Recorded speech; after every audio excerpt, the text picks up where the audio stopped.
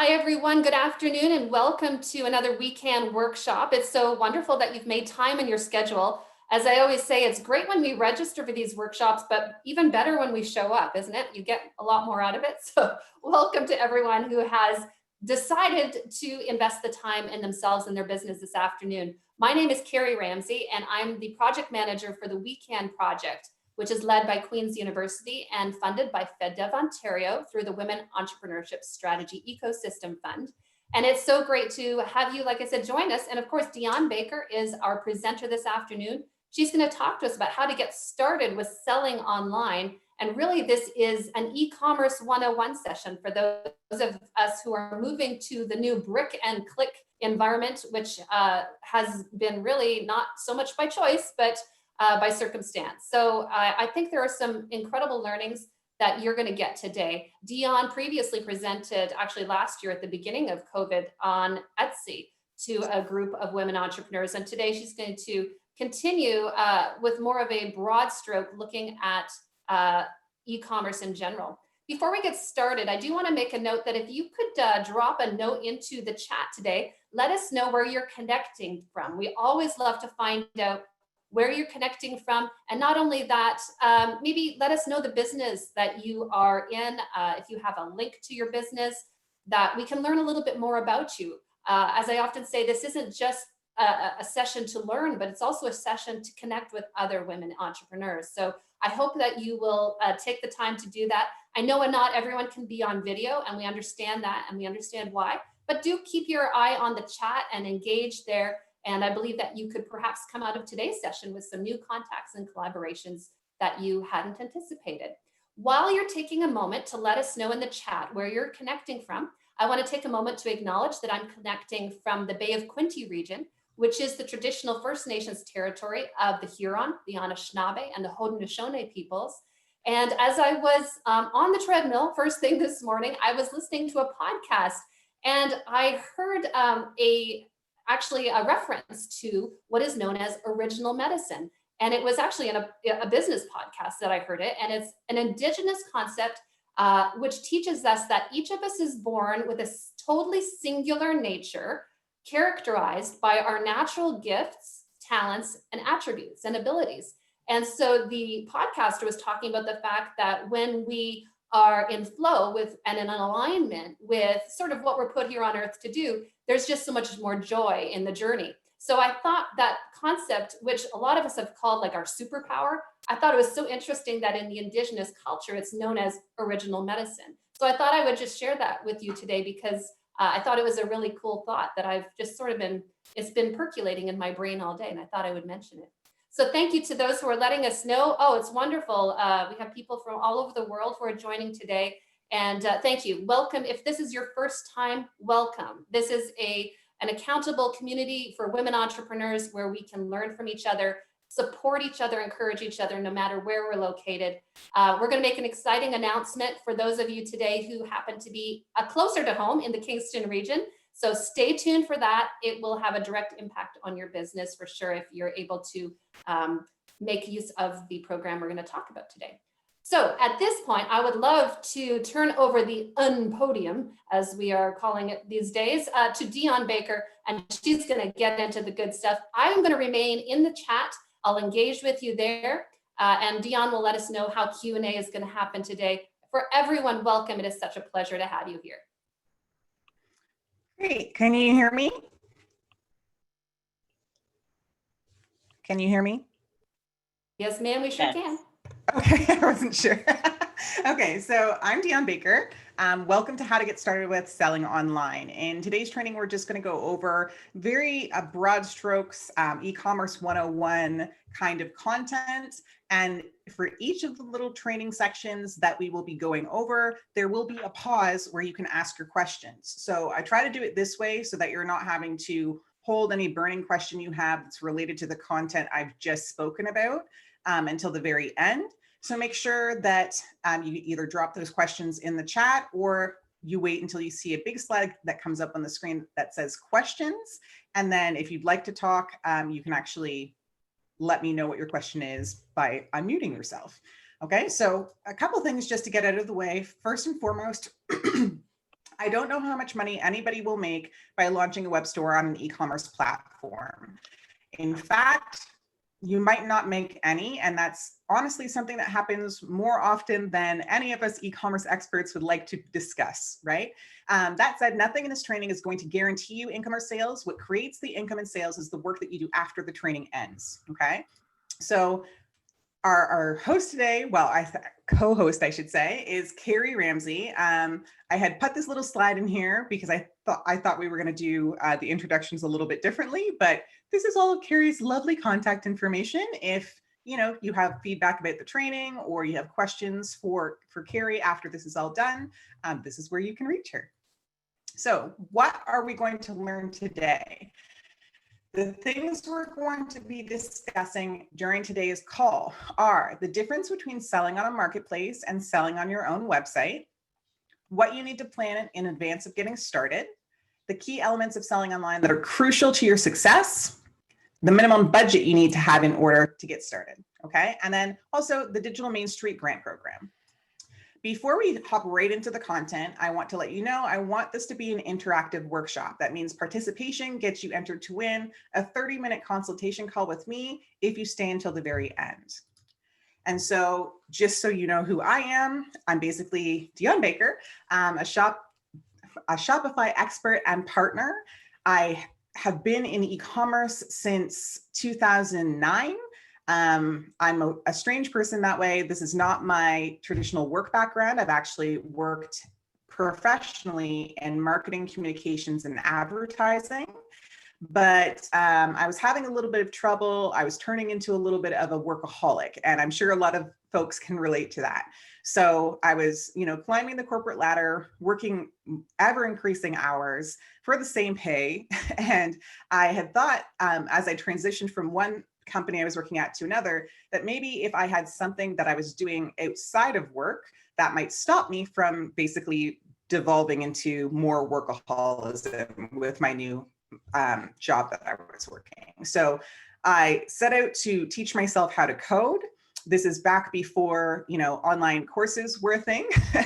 So I had to go and get books and literally write things out and then buy the programs and see what I broke and try to fix it, all of that good stuff.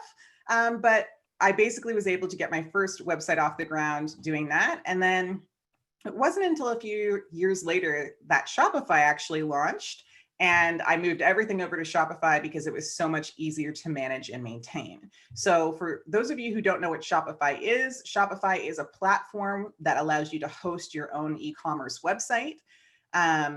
Basically, I had a lot of success over at Shopify out of the gate, and I was able to then become a Shopify expert and partner, meaning that Shopify allows me to help anybody who contacts them build their website, figure out their marketing plans, do basically everything that they need to do in order to be successful with that Shopify site that they are paying to be on monthly. So that in a nutshell is me. I have now actually over 70,000 sales between Shopify and Etsy. I also teach Etsy courses, and I'm also a coach over at a company called Ready, Aim, Scale, where we talk in depth about print on demand. But we're going to learn all about that as we get through these slides. So in a nutshell, basically, if you're looking to learn from somebody, I've got the sales numbers, I've got the marketing background and communications, and I'm very happy to teach you everything that I know in hopes that you'll be the most successful that you can be. So we're going to start out by talking about which approach is better when you're first starting out with e-commerce, whether you want to be on a marketplace or whether you want to have your own specific website. So a lot of people don't honestly know what the difference is between a marketplace or a website. So marketplaces do an element of the marketing to your shoppers for you. They often require some form of payment to use. Marketplaces have different rules because they are doing all of the hosting and they are doing all of the setup to make it easy for you to start selling. They create the rules for the things you're allowed to sell on their websites, how you're allowed to sell, how you're allowed to engage with customers, and the kind of branding that's allowed when you're on a marketplace. And marketplaces are also good for beginner sellers who don't know how to drive their own web traffic just yet, because that element is traditionally covered. If we're talking about websites, website platforms typically require that you drive all of your own web traffic. So you have to have some form of marketing, have some form of communication, whether that's email marketing, you're running ads, you've got social media marketing going. You have to have a way to drive people to the website to actually shop and place orders and buy things, right?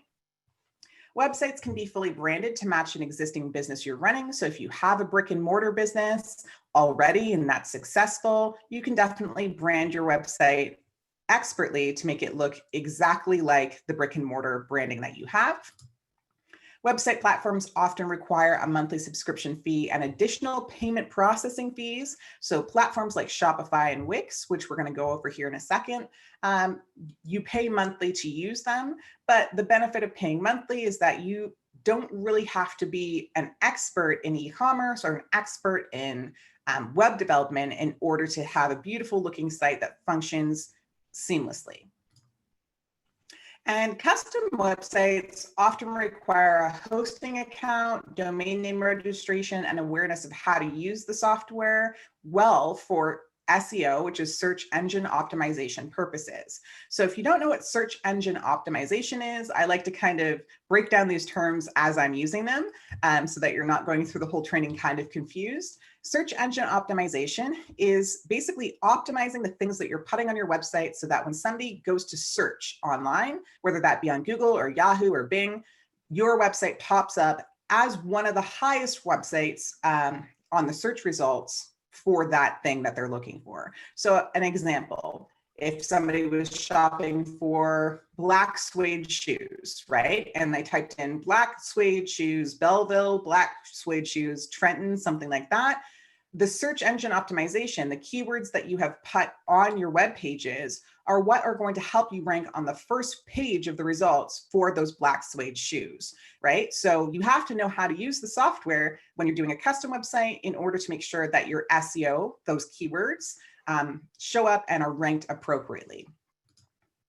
So some examples of marketplaces are Etsy, eBay, Society6, Redbubble, Kindle Direct Publishing, Kijiji, Facebook Marketplace, Amazon, Garage Sale, Depop, and Mercari.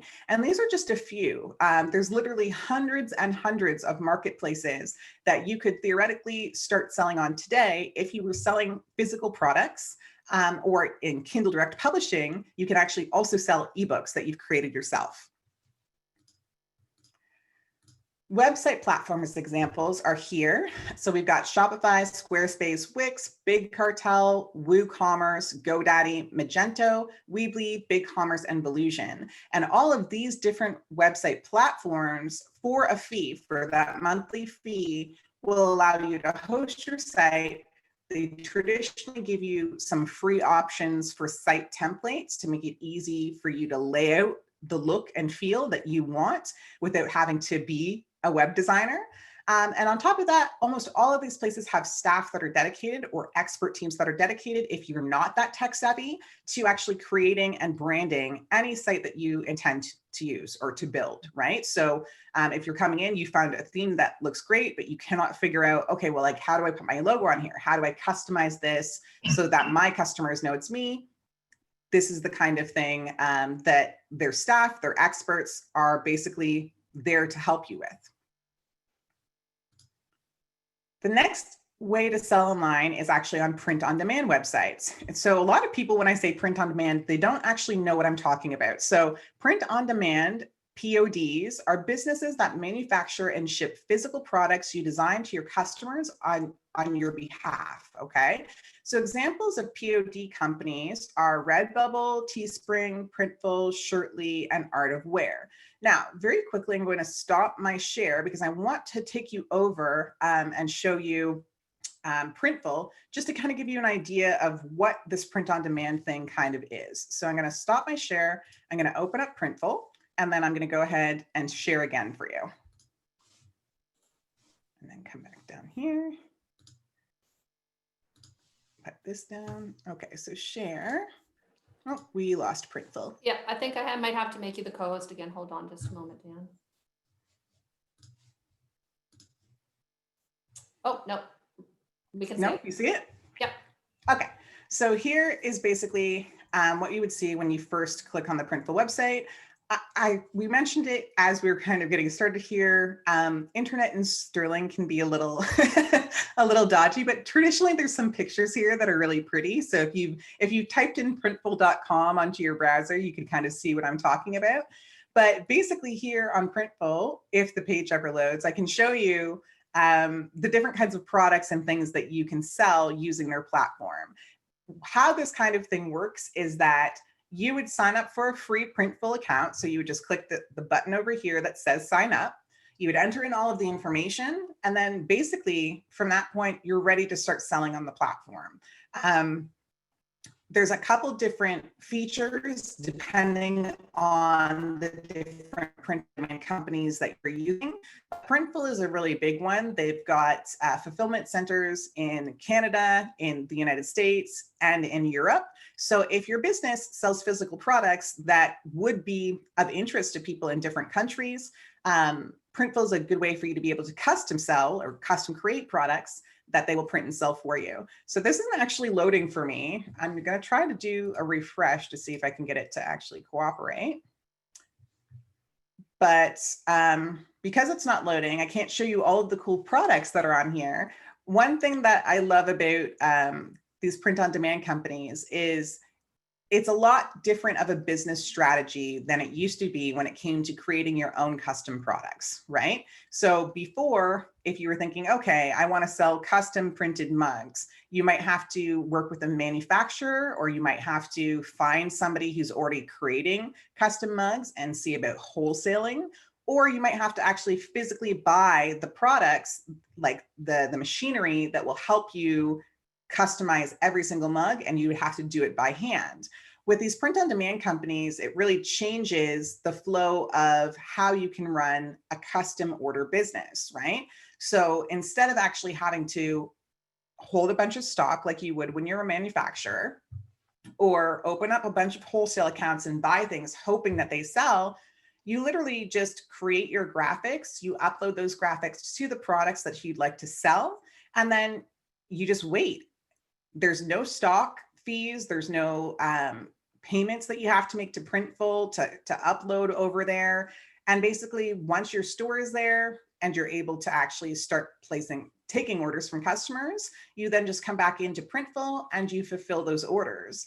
Printful also makes it super easy in that you can set it up to be an automatic fulfillment. So every single time somebody orders something from your shop, it automatically comes into Printful, and it automatically bills your credit card for the amount of the wholesale cost of that product. And then Printful takes care of all of the rest. They create it, produce it, and ship it, and notify the customer for you. So I'm going to stop sharing again because this is just not loading. I think possibly because it's on Zoom. So note to self. And then I'll share again here what my slides. So where did the slides go? Every time I do this, it minimizes my one page and moves Zoom below. So here's Zoom. Here we go. Here we go. We're back. So I'm back into the slides there. Can you still see the slides? Yep, we can see them. Perfect. So the next way is online courses and coaching, of course. And so there's sometimes this misconception that online courses and coaching programs aren't really e-commerce, right? Like they kind of get their own categorization.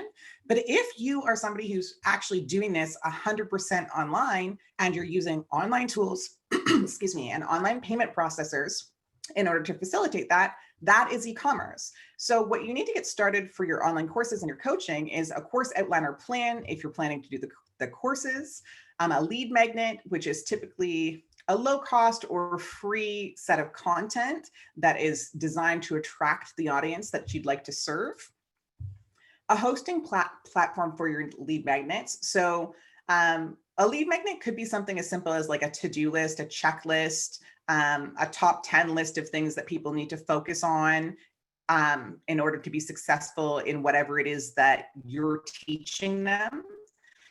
Um, so you need to have some way to host that so that it's seamless for your students to basically exchange their emails in order to get access to that lead magnet.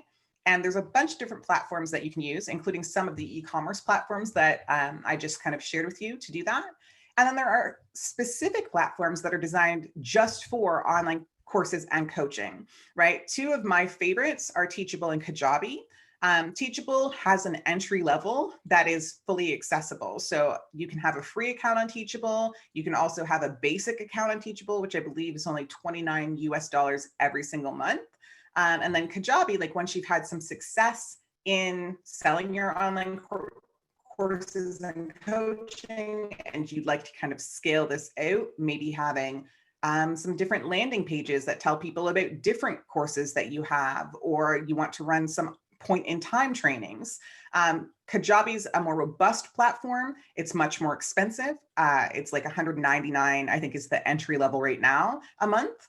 But it gives you the opportunity to do a whole bunch of different things, including your email marketing, and have everything just kind of live on one platform. So all of these different ways to get started exist, which often what I find when I'm talking to people who are new to e-commerce can be overwhelming and very confusing. They're like, oh, well, where do I start then? What do I do, right? So where can you source products and figure out what you can sell? If you're just starting out, you'll want to make sure before you even get into the sourcing of products and figuring that stuff out, you do these other steps. And traditionally, I do these things in this specific order, and I'll tell you why in a minute. So you're going to want to research your intended business name. The reason for this is that a lot of people have trademarked their brand names.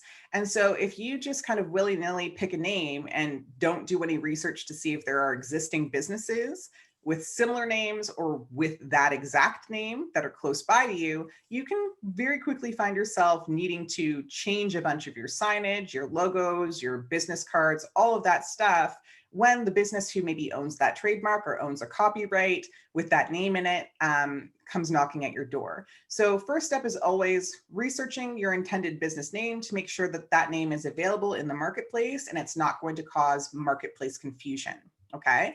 The next step is to research product providers and sales already happening in the marketplace. So a lot of newbies kind of think, okay, well, I have this great idea, or maybe I already have my brick and mortar, so I just want to sell everything that I sell in my brick and mortar on my website.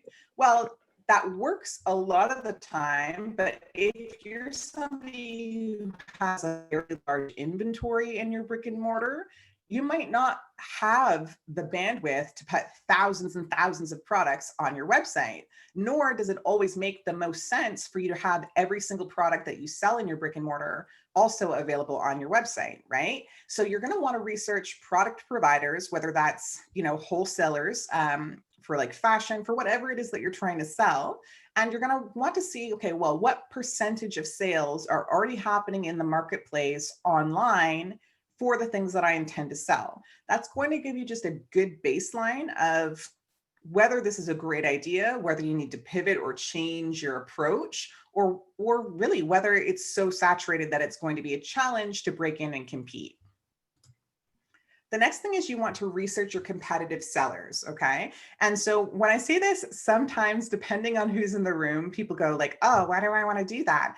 Right? But you want to research your competitive sellers to see, how successful they're being. Like in certain areas, like Sterling, for instance, there are certain kinds of businesses that really thrive here and other kinds that just for whatever reason don't do as well, right? So when you start doing that research into your competitive sellers, you start to kind of learn things, right? I always say success leaves clues. So if, for instance, here in Sterling, there isn't really a women's fashion retailer that's just specifically for fashion, right? Like there's a couple stores that do women's fashion plus home decor plus knitting supplies and other things like that.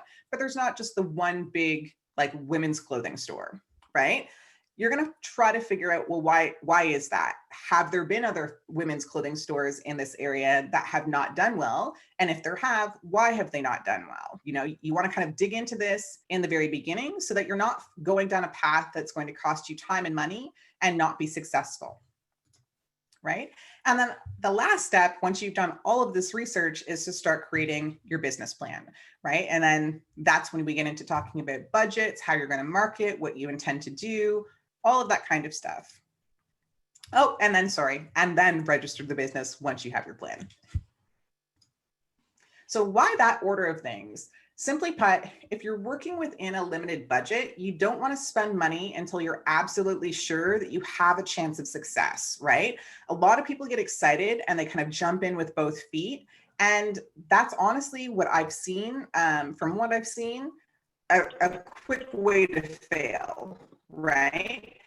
And a quick way to really become overwhelmed and stressed out because you don't have the right plans in place, you haven't done the right research, and you're just kind of trying to throw stuff at the wall and hope something sticks, okay? So we don't want to rush in because I'm telling you, what I've seen over the course of, the more than a decade that I've been kind of dabbling in e-commerce is it can lead to some really bad outcomes. We're talking intellectual property infringement, accounting and tax problems, much higher startup costs than were necessary that kind of take you a little while to dig out of. And of course, the big one, unnecessary stress, which actually affects your life. You're super stressed out and overwhelmed. If you're a family person, that can often come out sideways, when you're dealing with your family, and it can start to kind of put some things in jeopardy for you, right? So what if I've got a physical business? If you've already got a physical business, but you've never sold online, you still need to do a bunch of different steps, okay? So you want to research to see if your intended domain name is available. So if you haven't purchased your www.yourbusinessname.com, you want to go on to GoDaddy or Namecheap or one of the domain name sellers and just make sure that you can buy the name that you're intending to run as your online store. You also want to research product providers and sales already happening in the marketplace, just like we discussed. You want to research your competitive sellers the same way. You want to create your business plan, and then you want to create a project plan to help guide your activities.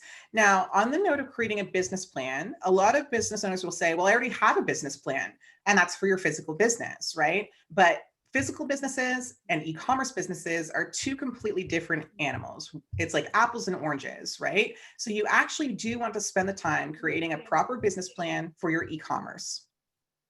Did somebody say something? No, okay.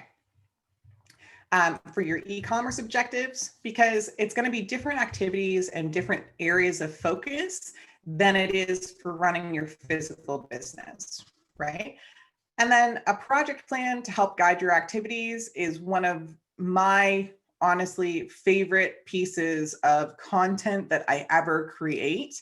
And it's because when you get into the online business game, if that is pretty much what you're doing the most of, or that's what your area of focus is for any amount of time, shiny object syndrome really does start to become a thing. And I always say it's because, especially when you're new, you don't know what you don't know yet, right? So you're thinking in your head when you go into an endeavor like this, oh, I want this website, I want it to look like this, I want it to function a certain way. And then maybe as you get into building it, you figure out, oh, actually people don't use websites that way. Or people have told me they're having a hard time finding things the way I've organized them for my website.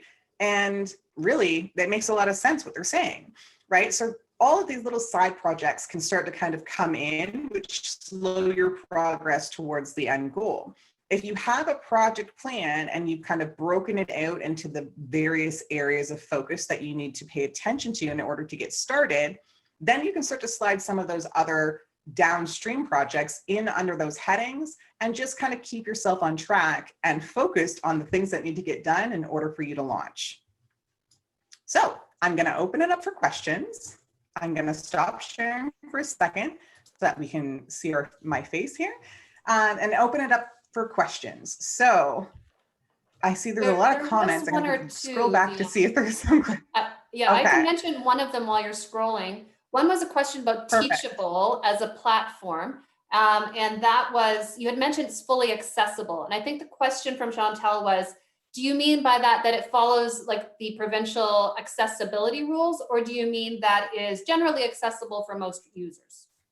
Okay, so I meant generally accessible for most users, but they also do have accessibility tools inside of Teachable that you can use to do your closed captioning, that you can use to make it easier for people who might have some challenges to access and engage with your content. I know, like Teachable being that the basic plan, I believe, is $29 a month. I don't know if you get all of those good bells and whistles with that basic plan, but I know as you kind of get into this online sales thing, there are also companies that you can use to have closed captioning. There are also companies that you can kind of sometimes hire, or people in the community that you can hire to do the ASL versions of your trainings. So there are the options out there that you can kind of layer into your trainings, even if your budget only allows you to have that basic plan. But most of the big like online course selling sites do have the options now for you to make your courses or your coaching programs as accessible as possible, right? And if they're marketing to Canadians, there are a lot of times Canadian tools that they don't actually necessarily market on the website, that if you contact their support, they will make available to kind of help you with any mandates that exist for Canadians, okay? So that's a good question. Thank you for asking, Chantel. So Susan also had a question about trademarking her business name. I've provided her with some resources in the chat, but the question is, she found one company with the same name. They're in a sector unrelated to her product. Could there potentially be a trademark issue? So absolutely there could. You can actually search the Trademark Database for both Canada and the United States. It's important, I say, the reason I bring up the United States is when we're talking e-commerce, because technically your business doesn't have to be just inside of Canada once you've got an online, like, I guess, e-commerce thing set up. You want to be making sure that you check both. So all of the areas that you intend to enter with your business name, you want to check their databases, and all of those places like Australia, the UK, here Canada and US have large free online search tools that you can use in order to see if those names, if those words are trademarked in those areas. If they are, and you still intend to market to those areas, the idea is you might have to change the brand that you're marketing. So all of this, the downstream stuff kind of stays the same, but you change the brand name that you're marketing or that you're using in the US or using in Australia. I say that this is super important to do. As somebody who has, I own one trademark in Canada, and I'm in the process of registering one in the United States right now. It's really important once you start to get success to actually look into trademarking and protecting your brand. A lot of the times what we see, especially as it relates to online sales, is that as soon as you start to be successful, people start trying to, I guess, ride your coattails a little bit and get their own success doing that, right? And so if you have a trademark, if you have certain copyrights, depending on what you're doing, like say you're selling art online, you want to copyright your most popular sellers and things like that. If you have those trademarks and those copyrights, it makes it a lot easier for you to defend yourself and protect your business, right? Because if you don't have those things, especially when we're talking marketplaces, so like you have an Etsy store, you have a store on, I don't know, Redbubble, something like that. If you don't have a copyright or a trademark, really a lot of the times they will not help you in preventing somebody from copying your exact designs and trying to sell them as their own. So it's very important to look into this. I say don't necessarily look into it right when you're starting your business. Let some sales come in, see how that business is going to do, and then do it once you've got some income coming in from the business so that it becomes a business expense, okay? So that was a good question as well. Was there anything else in here? Yeah, there's one more that I'll throw before we go to the next section, Dionne, because I know there's much more to come. Thanks for those who are sharing information in the chat. That's awesome. If anyone is from the Kingston region, or whether you're not, I can send you a link. If you email me directly after this, I can send you that global brand search link, which is free. But if you're in the Kingston region, we can match you up with the Queen's Business Law Clinic for free if you're one of our clients, and it is totally free to be a WeCan client. So just to let you know that there are supports for you if that's what you're struggling. Don't let that be the barrier to moving forward with your business. Quick last question was here. Oh, do you have any reliable sites to look for providers for merchandise? Oh, you're on mute, I think, again. There are some sites that people use when they're selling merchandise online. Traditionally, those are drop shipping sites. So one of the big ones that Shopify will talk about quite often is this one site called Oberlo, Oberlo. And basically, there's a whole bunch of manufacturers on that site selling a variety of different products that you can actually white label or that will customize them for you. If you're not kind of into the whole drop shipping idea, like you want to become a reseller of certain products, then quite literally, if you go to the brand that you're interested in, a lot of the times they will have a little section in the footer of their website that says wholesale. If you click on that, and as long as you've already registered your business, you can apply for a wholesale account, which will then allow you to purchase items at wholesale prices and be able to resell those items in your own store. Okay, so there's a couple of different paths that you could go down depending on what it is that you're trying to do. Another place that I know a lot of my friends use when they're looking to manufacture their own products is Alibaba.com, right? And Alibaba has manufacturers from all over the world. A lot of people kind of assume that because it's based overseas, that only overseas manufacturers are on that platform, but that's actually very untrue. There are a lot of Canadian, American, and other manufacturers available on the Alibaba platform. And then you can kind of open up conversations with them right inside of the Alibaba website. It will track it all for you. You can order samples, that sort of thing, to get the manufacturing ball rolling, right? So there's a variety of different ways to get started depending on what you'd like to do. But yeah, like there's a whole list of different resources. It just kind of depends on what path you're going to take when you're starting your e-commerce business. And then Lori says, how do you copyright art? So when I was referring to art, I'm more so referring to graphic art. Like you can't, as far as I'm aware, copyright, an original painting, because you can't replicate that original painting the exact same way, like 50 times in a row, right? But if, say, you're going to create an original painting, you're going to turn that into a digital graphic file, and then you're going to put that up in an Etsy store and use somebody like Printful or one of the other print-on-demand providers to fulfill that to your customers. So like when they place an order, it goes through one of those PODs.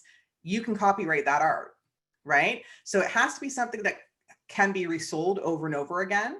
And there are government like if you literally just do a Google search for copyright art in Canada, it's going to bring you to government websites that will go through the whole process with you. You can also copyright that same art in the United States the exact same way. And again, it's super important once you have a certain level of success to be doing those things to protect your best-selling things, okay? I wouldn't say it's a good strategy to copyright every single graphic file that you ever create or digital file, but it is very important when you're selling, especially all over the world, which is kind of what e-commerce allows you to do, to make sure that you're protected.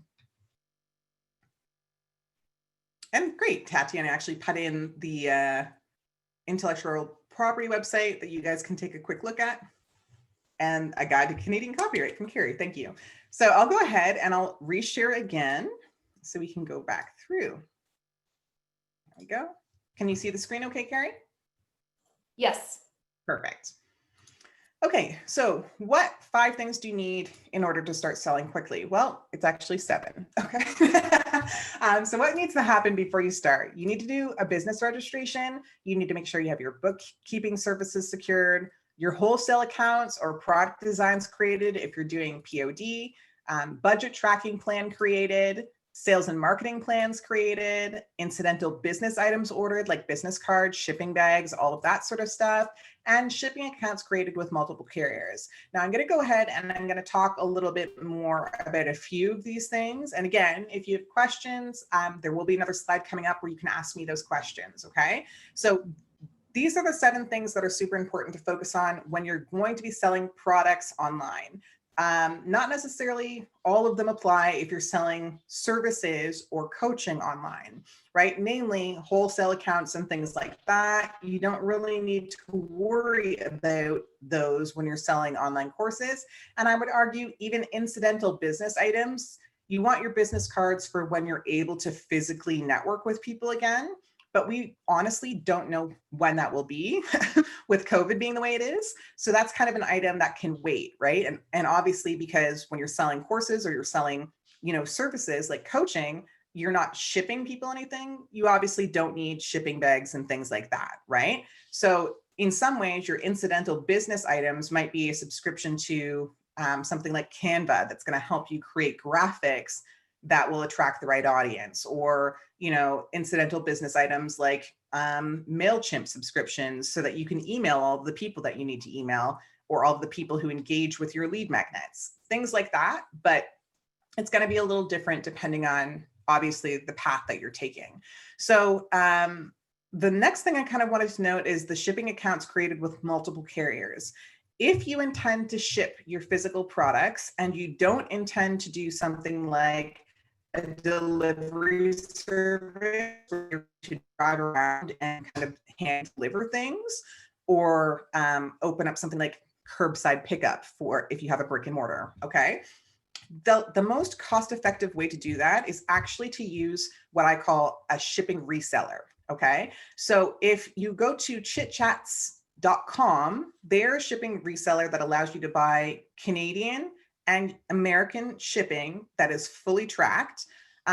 They've just opened up a service with this shipping company called Ascendia that will also help you to send things all across Europe to Australia and other places, okay? And it's all at discounted rates. So it's going to be cheaper, like typically a little bit less expensive than going with like Canada Post, okay? If you're looking for a more courier type of shipping experience, you can go onto a website either called GuroShip, see it's GOOROOSHIP, or SecureShip, SecureShip, and you can create an account there, and they are resellers of Canpar, Purolator, UPS, and FedEx, okay? And again, you're getting a highly discounted rate. All of that stuff is tracked, and it just helps you to be able to kind of manage some of these shipping cost expenses, especially if one of your strategies for when you have your online store is going to be that you offer free shipping over a certain dollar value, right? Because then it's coming out of your pocket. So you want to minimize that expense as much as you virtually can. So what else do you need to plan? Obviously, you need to have your domain name registered. You want to figure out what you're going to offer in terms of a product line if you're doing a physical store, or sorry, a physical product that you're shipping to people, including your online photos, the price points, and your product descriptions. You want to figure out your policies for your shipping, delivery, or customer pickup solutions. Naturally, you want a marketing plan, aka how you intend to drive traffic to your new online store. And then you also need awareness of your platform's terms of service, outlining what you can and cannot do using their software or marketplace. So a quick note about this and a quick example to kind of let you know how important this is, okay? If you register for a Chit Chats account, but you also sell human hair extensions. So say like you're a hairstylist and you're just dyeing extensions in your home and you're putting them up on an online store for anybody to buy, okay? Chit Chats and USPS recognize human hair extensions as human remains, okay? So if you say human hair extensions on the packaging, they're not going to let you sell it. Also, places like Shopify have some choice words about certain products like that, right? So you want to make sure that you actually read that long, boring list. It's all legalese of the terms of service, just to make sure that you're aware of the things that that platform is going to allow you to sell and will support you in selling, and things that they will not. So what will make or break your online store? The 6 key areas to focus on for the most success. So what's going to give you the best chance of success? Traffic. Where's your online traffic going to come from? How are you going to increase it? And what actions are you going to take consistently to ensure your long-term success? All too often, I talk to business owners who are super excited to get online, especially due to the pandemic, but then they have no idea how they're going to drive traffic to their store. So they have these beautiful websites. Maybe they get the grant from Digital Main Street and they pay a developer to create a website for them. And then literally the experience is that website gets no sales because they have no idea how to actually drive the traffic over there, right? So these are things that you want to be figuring out even before you hire a web developer, even before you get too far along the path of setting up an online store. Because the worst feeling in the world is paying somebody to set up a store for you and then it just sitting there and collecting dust because nobody's coming to visit. The next thing is customer service. So what are your refunds or exchange policies? How will you communicate shipping delays if there are some due to the pandemic? How will you respond to reviews? Do you intend to respond to positive reviews or only negative reviews? How will customers find out about all of the product details or the sales that you're having? These are all things I group under customer service because, again, a lot of the times, especially with beginners, when we think of customer service, we think of the customer being in a store and how you speak to that customer, and that's basically it. We don't think about all of the other little elements that come into customer service, like refunds and exchanges, like communication and consistent communication, or free things that you do for long-standing customers or loyalty programs. We don't think about all that stuff as it relates to customer service, but ultimately it's that little stuff that creates the overall customer experience and that makes people want to come back. The next thing is your marketing strategy. So are you planning on offering free shipping? Will you run sales and promotions? Who are you going to work with in terms of if you intend to work with bloggers or influencers of some kind? Make sure you're working with the right ones that make sense for the things that you're selling. And what are all the details of these things that you intend to do in order to help everybody who you're trying to target be aware of the things that you sell, be aware of your brand, but also increase your sales and generate some sales. The next thing is social media. What platforms will you use? What kinds of things will you post? And what are your goals in using the platform over a different one? So another thing I see with beginners quite often is this everything approach. So because, they've seen successful brands on Instagram, or they've watched some things on YouTube, or their favorite guru has said, oh, you have to have all the social media. They literally go out and they register for all of the different social media accounts. And then honestly, they never use them, right? So you have this presence on your social media account, like whether it's a Pinterest account or whether it's LinkedIn, but you're never ever using it. And so if anything, that when a customer comes by that specific platform and they see, oh, maybe the last thing you posted was 2019, it doesn't inspire a whole bunch of confidence in that customer, right? And part of the whole thing with online selling is creating a trustworthy experience, right out of the gate. So things that increase the trust from somebody who's just doesn't know you as a business owner, has maybe never been to your website, but is looking for the things you sell, right? So you want to be making sure that when you're using social media, you have a plan for what platforms actually work best for the kinds of customers that you're trying to target. You want to marry that to what platforms do you use on a regular basis so that you're sure that you understand how they're used and how they're not used. And then you kind of want to make sure that you have a goal list, because if you don't have a goal that you're trying to achieve, whether that's just elevating the brand, increasing brand awareness, or driving traffic to your website, if you don't have a goal, it can be really challenging to figure out what content best serves that goal as you're posting, right? So these are super important things that are going to help you be more successful. The next thing is order management. So how will you process online orders for pickup, shipping, or delivery?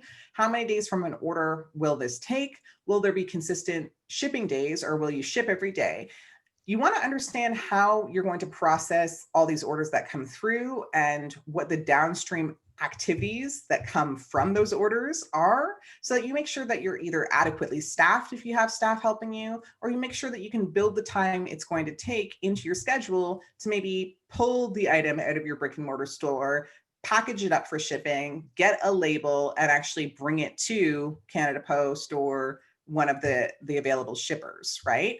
A lot of people kind of forget about this part when it comes to e-commerce, but it's a super important part, because if you're super busy, working your social media posts, maybe you have kids at home and you're trying to get them through online learning, and you have other responsibilities going on, the order management part of your business can become kind of stressful and overwhelming if you haven't actually scheduled the appropriate time for it.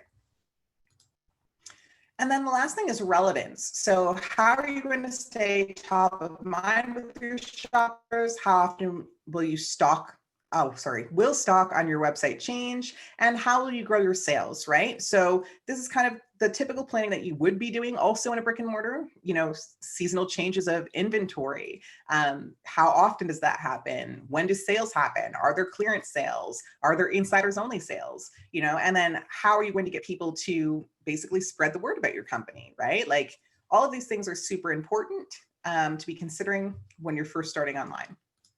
So again, I'm going to stop and I'm going to open it up for questions here.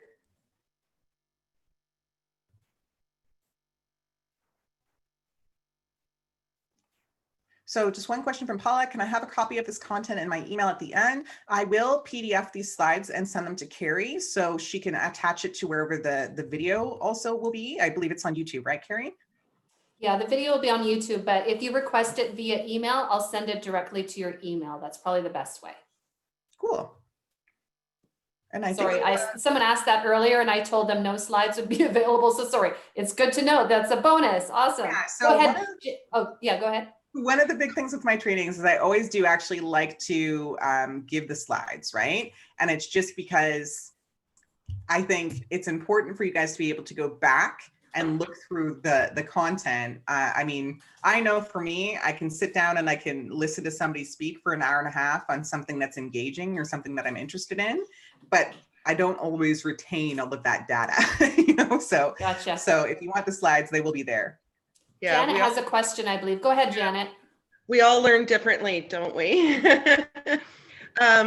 So I met with my web developer this morning, and so this is really great follow-up from it, but he did point out a lot of what you just said about what I need to have prepared. So, but one thing I didn't know, like I'm doing a food product, and one thing I didn't know, because of all the choices I'm going to have with this product, that's going to take longer to develop the website. Yeah, and see, these are the little things. I was actually having this conversation with my husband yesterday, where I had said, somebody here locally reached out and they have a huge inventory, but it's all by like make and model of certain things, and they want a website for it. And I was like, that's a $50,000 website. You know what I mean? Like, because if you have 10,000 products and like, it's going to take a bunch of time to put all of those things up and then rebrand. Well, I'm going to have one main product, but there's choices underneath it because it's food, right? So, yeah.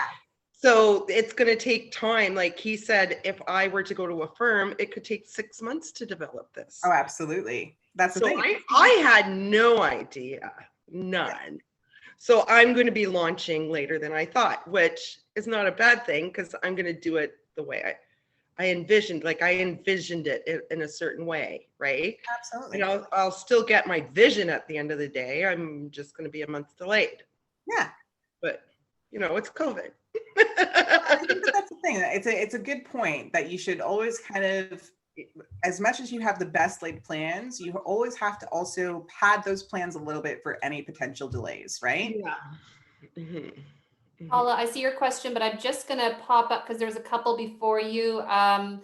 What are platforms you recommend the most for starting to sell merchandise and for food? I guess those are two different ones. So honestly, I love Shopify. I love Shopify for all kinds of businesses, including coaching and training. Honestly, I think it's a very diverse platform, and there are so many different themes and templates that you can purchase to meet your end goals that I think Shopify is a great platform to start out for merchandise, food, things like that. Also because they have the app store, they have dedicated support that's 24/7. Like I feel like there's almost no e-commerce website that could not be hosted on Shopify, honestly. And we do have a Kingston Shopify office / contact. So if anybody wants that contact, feel free to reach out. Thanks. Also, Paula, you had a question, but you also posted a question. So I'm going to kick it over to you, Paula. It might be the same question. I think it's a different Paula. I put question, but it might be sorry. the other Paula. So Okay, let me start with the other Paula because she was just higher in the queue. She was wondering if you know of any businesses that use one of the shipping sellers that you mentioned, Dionne, because she'd like to reach out for advice. So Dionne does, apparently. Yeah, so basically me and all of the people who I know, like through teaching, Etsy training, Shopify training, whatever, all of the people who I know who are in Ontario or Ontario-based businesses and also in Vancouver actually use Chit Chats as that shipping reseller to handle their orders for USPS. So yeah, absolutely. At the end of this presentation, there will be a slide that shows my contact info. So feel free to reach out to me and ask questions. But yeah, it's been a great help to my business. I'll tell you that. Great. There's another one. Oh, Paula, Paula, Sarah, I'll go over to you while I find the other one. Okay. Mine so much isn't a question. It was actually over a year ago, I attended the export challenge provided by the government, and it was UPS. And I'll have to say, steal when you can steal information, but I'll pass it along that since you're new and you're setting up your stores, set up your pricing to include your shipping. And then that way, when you offer it, you're not losing anything. And then you can say, so it works out. And if you do have an online store, because I know Costco does it all the time, that, say item might be cheaper at location. So if you're able to, but I'm just going to give a real crappy announcement that we are as of Thursday, underneath stay-at-home orders. So anyone setting up stores, look into picking up, because they're now saying that you can't go out not unless it's extreme. So just as an FYI, all the crappy news for Ontario. Oh boy. Yeah, no, just sort of not to be a depressor, but I'm just, since we're talking about online stores, that maybe even offering picking up may not be an option. That may be something that you may be allowed to do a bulk drop off, because people may not be able to go out and pick up something that's not deemed essential. Yeah, thanks for that, Paula. Okay. A couple more quick ones, Dionne, if we can slide them in. Is that okay? Absolutely. From Lori, how do you determine when to bring an expertise versus doing it all yourself when you're starting out? Okay, so the one thing that I often say is, if you have the time, go and try to use some of the free resources that are available. There are tons of videos on YouTube. I do a bunch of free courses on Shopify, right? Go utilize those free things and then actually physically try to start building your store.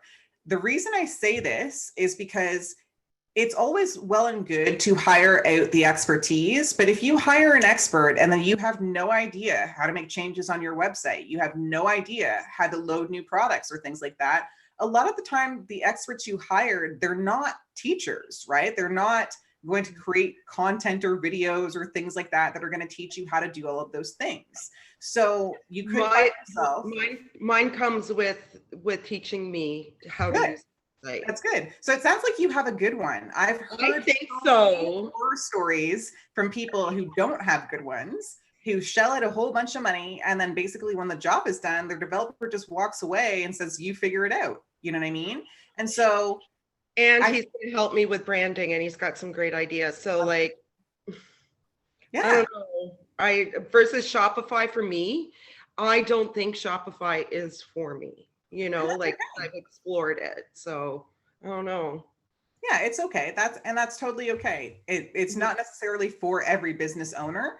I Yeah. love it as a platform because I find it very versatile, right? I host a lot of different websites, either client sites or my own sites on it. Uptime's it's great. There's a lot of perks to it, right? But some people do love other platforms. They want something that's custom built, you know? So I would say, start out literally using those free resources, trying to figure out what you can teach yourself. Try to make sure that, if you've chosen a platform, you go find free resources about that platform. You can reach out to an expert like myself. A lot of the time, we have tools that we can set up, like development stores for you guys, where you guys can just play inside of them. And honestly, it's not going to cost you a penny, right? Like we'll set it up for you. You can learn how to upload products, download products, change your theme, do all of that kind of stuff. And traditionally, the expert, especially if it's a Shopify expert, will help you if you have questions, right? And then once you're ready, they'll go ahead and tweak things to make it perfect. So you've already kind of done the heavy lifting of it, and you're just like, oh, I don't love this homepage. Can you help me? Way less expensive than them developing the entire thing, and has the added benefit of you've learned something. So you're going to be able to use the site afterwards. Okay. So those are super important points. So one last quick question, Dionne. Well, I don't know if it's quick, but one last question. It seems to be a couple questions from Susan. Are any of these platforms allowing you to generate and download your customer data? Was the first part. It's in the end of the Zoom there. If you want to leave a platform, do they retain your customer data, or can you request that the customer data be removed when you close your shop? What's a typical commission they would take between charging you wholesale and the retail price they sell to your customers? So there's two questions there. One about customer data, what happens to it? And secondly, how much do they charge? So if you're talking like marketplace platforms, so we're talking Society6, Etsy, Redbubble, I think even eBay to a certain extent. Most of those marketplaces, because they're doing the marketing for you, and because you are basically just essentially opening a store using space on their platform, it's their customer technically. So they will not let you download and use that information. And there's very strict guidelines and rules about even how you're allowed to engage with their customers, right? So another program that I can mention, Amazon Merch, where if you're a digital artist, you can upload your artwork and Amazon fulfills it for you. Similar idea. They take care of all of the fulfillment. You never talk to the customers. They don't even give you the customer data because it's Amazon's customers, right? The other platforms like Wix and Shopify and Squarespace, they're your customers, right? You're using the platform just basically for the back end or the bones so that you're not having to pay for specific development to set up that store, okay? So you got to think about it as using more of like a blueprint, essentially, right? You can download all of your customer data. It's yours. You can use it however you want to. You can switch platforms with it. You can upload all of that somewhere else. And a lot of those platforms, like even across the platforms, make it very simple for you to do that. So I've moved people from Squarespace into Shopify, downloaded all of their past orders, so they still have all that data there. It is something that is appropriate and you're able to do. The best way to know is literally to look at the terms of service. So then the next one was your what's a typical commission they take between charging you wholesale and the retail price? So I've seen it be anywhere as low as like 50%. So, you go to the wholesaler, you get a 50% discount and the MSRP is 50% higher, right? So they give you a list of what their price points are. I've seen it also be as low as 20%, depending on the brand. If it's a small handmade or small shop local, sometimes that wholesale discount is only 20, 30%, right? Just kind of depends on what business you're buying from, what their own process is in terms of their manufacturing and things like that, right? So the best way to learn that information is to ask, either by applying for the wholesale account or quite literally just reaching out to the small business owner and saying, hey, do you do wholesale? And if so, what's your rate, right? Okay, so I'm going to hop back in to the content where we've got just under half an hour left. So I'm going to speed through some just to make sure that we get through. So what should you budget? A low investment versus a high investment, okay? So e-commerce budgets, the answer really depends on you. Are you tech savvy enough to build out your own store, or do you need to hire that out? Professional builds typically start at $1,000 and go up from there, depending on exactly what your needs are, okay? Do you intend to run ads to your store? If so, you'll need an advertising budget. I usually say of at least $300 a month, because I find, especially if you're new to online advertising or digital advertising, you will burn a little bit of that budget learning, okay? So if you have the 300, you don't have to feel scared about burning a little bit of that budget because you're learning how to run your own ads, okay? Do you intend to have an email newsletter? If so, will you manage it or will you hire a professional to do it? Email management programs like MailChimp start at $0 and they go up from there, but pros charge between $40 and $90 an hour to manage your programs for you, okay? So just something to keep in mind. Also, will you be starting out on a marketplace? Marketplaces are the most cost-effective places to start, and they're great for beginners in e-commerce. And the reason I say this is because if you open up a Redbubble store, an Etsy store, a T-Chip store, any one of those big marketplaces that I have kind of linked to in my slides, it's relatively inexpensive to get started. You know, to list a new product on Etsy, it's 20 cents American. So obviously there's some conversion there, but like you could probably have 10, 15 products up there, plus paid somebody to make you a logo and something like that, and it'd all be well under $500, right? So it just kind of depends on what kind of business you're trying to start. Do you intend to create your own products, to drop ship, manufacture, or resell? So each method of product creation obviously comes with associated costs that are different from one another. You want to make sure you budget those costs and your time. A quick note on manufacturing for anybody who is kind of thinking they might want to go the AliExpress or something like that route, the manufactured route. You also need to factor in the costs of having those products shipped from wherever your manufacturer is and landed. There's also different registrations that you have to have as a business owner when you're importing from other places, okay? So these are all things that you want to be aware of. You want to make sure you have the right licenses if you need licenses, all of that kind of stuff, and you need to budget for those costs.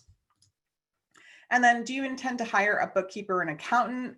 I think this is essential, honestly. I see so many small business owners find themselves in some financial trouble because they don't hire a bookkeeper or an accountant, and they just think, oh, it's easy, I'll just do it myself.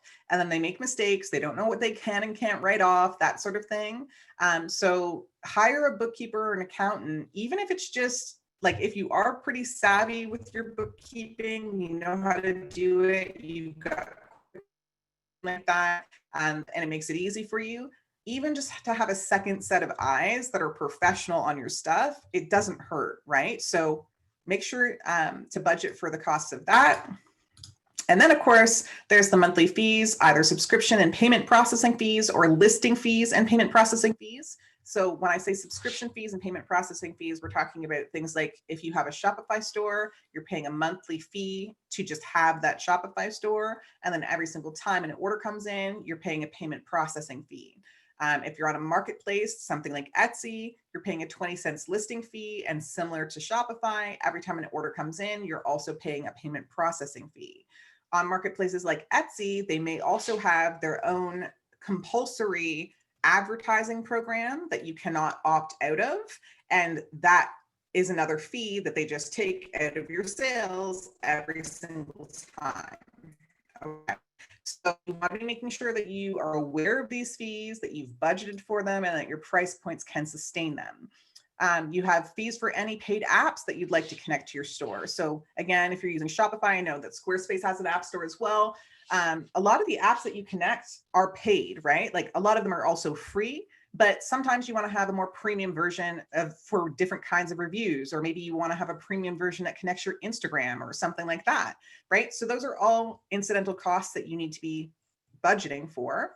Naturally, the actual physical cost of your product. So in my case, I didn't share this, but when COVID happened in the summer, I had been having my Etsy stores fulfilled elsewhere, right? I was using a print-on-demand company to do it. It was actually a print-on-demand company that one of my friends owned. He was in the process of selling the company, and the company sold, the quality of the products went way down. So I ended up investing in a direct-to-consumer printer to the tune of $60,000 in order to be able to take back my own fulfillment, right? Because I had my order volumes were too high for me to just fulfill via like a vinyl cutter plotter and a heat press kind of thing, right? So that naturally had to be filtered back in. That cost or expense has to basically drive what I'm charging for my products, right? In my case, I just kind of put the product prices up to eventually pay this off. Luckily for me, I was able to make sure I had the volumes that paid off that printer by November of last year. But you want to be thinking through these budgets all the time so that if you need to pivot quickly and you have the capital to be able to do so, you know how you're going to be able to accommodate those expenses, whether that's product costs, whether all of a sudden your online store is doing swimmingly well and you need to staff it in order to be able to ship products out the door. Whether we're seeing a year like we did this year where shipping prices went through the roof over the holiday season because of the anticipated volumes due to so many people social distancing, shopping online, and that sort of thing, right? You need to be able to balance those budgets and make sure that you can stay afloat. And then the last thing is obviously the shipping costs. So what's the right answer? So for somebody tech savvy and able to run their own shop on a marketplace, the cost can be as low as $100 a month, not including your products and your shipping, okay? For someone looking to have a custom website built, unless you're using a program like the Shop Here program through Digital Main Street, the initial setup cost of those can range from $1,000 to $10,000 plus, with monthly costs being anywhere from $50 to $250 plus. Average small businesses needing professional assistance, the cost ranges from $2,000 and $5,000 to get started, and $150 each month after that when we factor in the subscription fees, any kind of advertising that you might need to be doing, any kind of apps that you're using that you're paying for, okay? Startup may be less for a service-based industry because you're not having to deal with all of those products and like the different drop downs as we were just discussing and different options of things. A lot of the time for service-based stuff, once you've kind of figured out your software or your website platform, it's really just your time. But that being said, your time is still worth something. So you want to make sure that you are budgeting in what you think your time should be worth, right? When you're kind of looking at the costs and the expenses of e-commerce. So last thing here is, where will you get the money? Okay, so there are some grant programs that come up. Digital Main Street is one. The program is currently closed right now, but I was also the Digital Main Street squad member a couple of years back here in Sterling and went around and talked to the local businesses in the downtown core about applying for this grant, right? So because of that, I have a good relationship with the people who run the program. And they say that the program is actually going to be reopening again soon. It offers up to $2,500 for digital or web-based projects. It's relatively quick and layman friendly. And it's actually gotten better since when I was the digital service squad member. It used to be that you had to do 8 hours of video training. Sorry, my dog is talking to us now. 8 hours of training, whereas now it's only around 3. Maverick, come here. Okay. He's saying, you're not paying any attention to me. And then they also have the Shop Here program. So if you'd like a website built for you by an expert, you could apply to basically have that done. And you could have your website built by somebody who, works at Google, works at Shopify, or one of the experts that they've gone ahead and secured as part of that program. So you can learn more about that grant program at digitalmainstreet.ca. And then I'm going to open it up to questions again. I might just have to let the dog get it. Yep, go ahead. While you're doing that, Dionne, you go ahead and do that. I'm going to mention about the coaching program. That gives you a good segue. So go do your thing. Just as you're all thinking of maybe your last questions for Dionne, I do want to mention, and I did drop into the chat a few times. So hopefully you've been checking the chat. Lots of great conversation there. The coaching program with Dionne. So we're launching that today. And if you are a part of the WeCan community, you're sort of familiar that we do these free 6-week coaching programs from time to time in different areas. So the one we're launching today, we have 10 spots. And the link is actually, I'll drop the application link another time, or you can email me directly and I'll get you the information. It's not 6 full-time weeks. It's 1 hour a week for 6 weeks. So that's a lot more manageable with Dionne in a group setting, plus 2 other sessions where you can meet one-on-one with her for her to help you and address some of your particular e-commerce challenges. So so we're opening the applications today. As I mentioned, we just announced it here first. We always like to do it live if we can. So if you're on our weekly e-newsletter list, you'll also receive it that way, of course, as well as through our social media. The deadline to apply is January 29th at noon. So that's a couple of weeks at least if you want to mull it over. But there are some eligibility requirements for that. So unfortunately, it's not available outside of the Kingston/Bay of Quinte region. It is for our regional women entrepreneurs. Contact me if you want to have a few more details about that. And that it starts on February 8th, just to FYI, and it goes, I think it's till March 9th, whatever the 6-week period would be. And so these 6-week coaching programs seem to be going really well. Of course, there's no cost. I think I already mentioned that. Since we're funded by FedDev Ontario, thanks to the federal government, we're able to offer this program in addition to all the other ones. So if anyone has any questions on that, I can answer it. But until Dionne reappears in her screen, just direct the questions to me about that. Oh, she's back. If anyone has any questions, whether it's for Dionne or myself, feel free to put them in the chat or wave your hand. Probably if you put it in the chat, it's easiest because then I can signal that you're next. If you have a question, just maybe put question in the chat or type it out. Okay. Go ahead. Lori has a question. Okay, I think can you hear me? Yes, we can. Okay, I can't hear me. So when I first came across the idea of Digital Main Street, it was my understanding that it was to only aid businesses that were brick and mortar that had to pivot into a more digital thing, or curbside pickup programs and such, or is it open to any small business? So the $2,500 grant program is for downtown brick and mortar businesses. The Okay. Shop Here program, where you can have your website developed for you, which again is going to save you a lot of money. That is open to all different kinds of businesses, online businesses, at-home businesses, all different kinds, and you don't have to be in that downtown core. So, so those are the exclusions.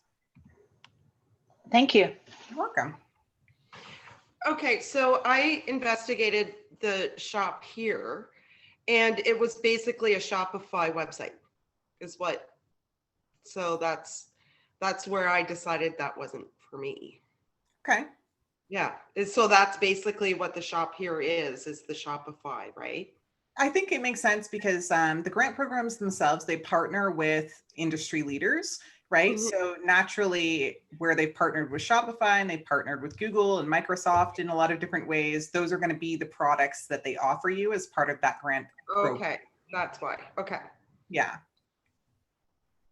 But I did end up receiving a grant through Delia. That's why I have the money to get my own website. So Yeah, and that's the thing. It's super important as a small business owner to actually research what grants might be available to you. There are tons of grants that honestly do not get dispersed to 100% on a regular basis because the grant offices don't have a lot of money to do the marketing for those kinds of opportunities. And Right. so people just don't know, right? So always make sure that you're researching. You can get grants on the basis of so many different things, being a female entrepreneur for one, or, you know, being a visible minority. Like there's a whole variety of different ways to access funding for your business if you're looking for that information. So, and Delia does it based on like where you are in your business and such, and what year. So it really depends. It depends. Like, so I ended up getting a loan for a certain amount of dollars at 2%. But then, like, first year in business, it's unheard of to get a business loan, right? So that's the brilliant thing about Delia. And I did put the Delia Fund link in there as well. If you are, if you get our weekly e-newsletter lists, you've seen Delia before. It is a great opportunity. Unfortunately, for those of you outside Southeastern Ontario, it's a regional fund. The RE3 funding, of course, has closed. It's been closed a couple of months, but I know a number of you received that as well. So just hats off to you for applying. So definitely don't overlook these opportunities because right now they're here because of COVID. So you never know. I just want to address a question since we're almost out of time. Paula asked if the coaching program extends to Prince Edward County. So yes, I would apply. I would definitely apply, Paula. The idea is that we're mandated for the region, and Prince Edward County would technically fall within that region as well. No, you do, Shelley, you don't have to be a woman with a business technology focus. Janet has a food focus, for instance. She has a food business. Yeah. So no, you don't have to be a tech focus to receive Delia funding. Thanks to Liz. Yes, Pero is excellent. I'll put that link in there if anybody needs and it. Also Trendbell just recently, I think last week or so, announced that they're doing a contest for businesses where if you make a 2-minute video to apply, you can get a prize up to, I think it's $8,000 in value. And that includes $1,250 of like cash, but then a bunch of supplementary prizes that will really help you with your business to get to that $8,000 total. So it's another one to basically keep your eyes on and maybe apply for as well. So what's the name? Trendbell. I'm putting that right now in the chat. Thank you. It's a regional one, sorry again. Yeah. But it's really linked to Economic Development Office. So if you look in your region, what is the Economic Development Office? They're most likely doing a very similar type of an approach because every Economic Development Office is being given money by the government right now. Absolutely. For this very purpose. So that we've got about 6 minutes left. I do have the giveaway that I want to do, which is a 30-minute coaching call with me. So basically how we usually run this is don't start now, don't start until I tell you, but I'm going to type a number into the chat to Carrie, and it's going to be between 1 and 50, okay?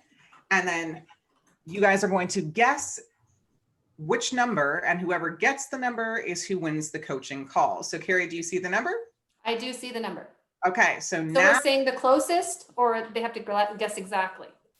we'll say exactly, and you can do multiple guesses, but Okay. just don't like I'm hammer watching. too much. Oh gosh, it's going so fast. I know, it does. It goes really quickly. Not yet, keep going. Oh, wait, did we see it? Oh my God. I know it flies. Oh wait, stop. Somebody definitely did it. So let's Okay. just go back up and see who was the first. Okay, I see one of them, but let me just see if there's anyone before that. I think it's just the one.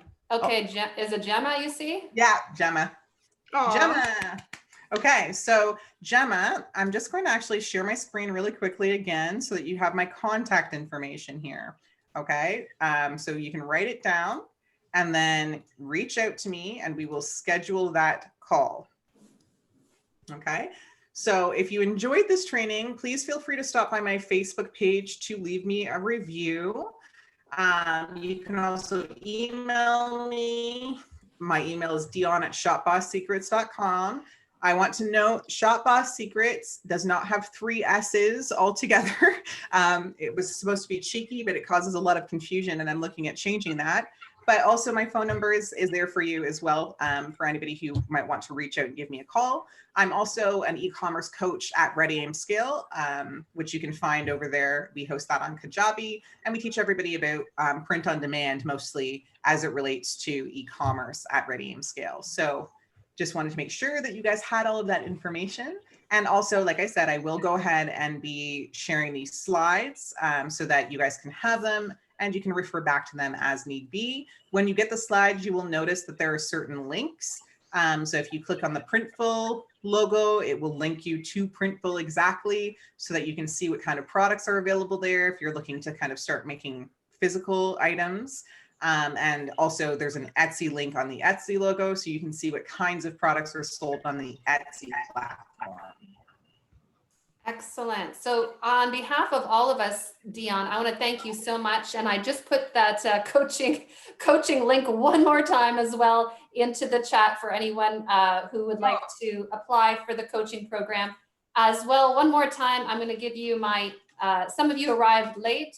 So there's my email if anyone would like a recording of the session today, the slides that Dionne mentioned, or you're just like, I don't know, someone said Trundville and I lost that link. Like, just let me know. I'm your go-to for follow-up after this. But certainly in terms of the e-commerce part of it, Dionne is your contact. And now, you know, kudos to you. She's now in your network. That's what this is about, right? You came in not knowing this, and now moving forward, you've got an expert in your Rolodex. If I say that, does that date me? Yes, I think it does. So thank you so much, everyone, for attending. Thanks to Dionne, I appreciate that. And I just want to say, have a wonderful day. And when your shops are up and running, send them to us. Let us take a look at them. And we hope that you'll attend the next We Can workshop. Actually, the next one's this Thursday. It's Digital Marketing Skills for Success with Jennifer Baker. I know it's filled up a few times already, but we keep making new spots. If there is a possibility of adding you for this Thursday, we will. I think there's already 150 registrants. So we know that this is just, this online thing it's real. It's where we're at right now. And kudos to you all for learning something new today, because it's never easy. Thanks so much, everyone, and have a fantastic day. Thanks. Thanks.